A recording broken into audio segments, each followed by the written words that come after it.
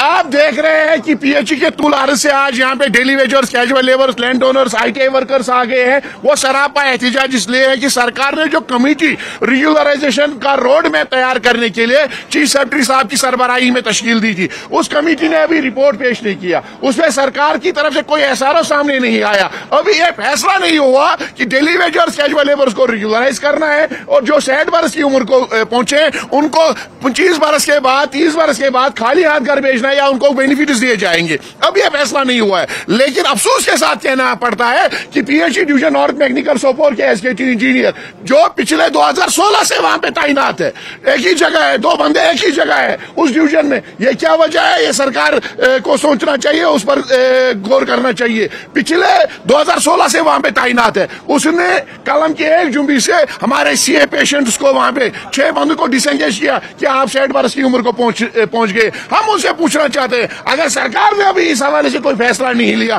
तो आपने किस ऑर्डर के तहत, आपको किसने इख्तियार दिया, आपको किसने अथॉरिटी दी है, आपने किस कैपेसिटी में ये डिसएंगेजमेंट ऑर्डर इश्यू किया है? हम सरकार से अपील करना चाहेंगे कि उन स्कीम्स की आप हालत देखिए। हमारे डेली वेजर्स, कैजुअल लेबर्स घर से रजाई लाते हैं, टिन शेड्स में हमारे लोग काम कर रहे हैं, 8 महीने के इस कड़ाके की ठंड में घर से कांगड़ी लाते हैं और ये सिस्टम चलाते हैं। जो पैसा यहां से वागुजार किया गया है, फंड्स वागुजार किए गए 2016 से आज तक, उसको जमीन खा गई, आसमान खा गई। हम चाहते हैं सरकार इस हवाले से तहकीकात करे, तहकीकाती इदारे इस हवाले से रिपोर्ट पेश करें। जो कसूरवार है, जिनके जेबों में पैसा चला गया, उनके खिलाफ कार्रवाई होनी चाहिए। और सरकार से हमारी अपील है कि जो डेली वेजर्स, कैजुअल लेबर्स के हवाले से कमेटी बनाई गई है, उस कमेटी का रिपोर्ट जल्द अज जल्द पेश किया जाए ताकि आर्जी मुलाजमीन को जो दीरीना मामला है यह हल होना चाहिए।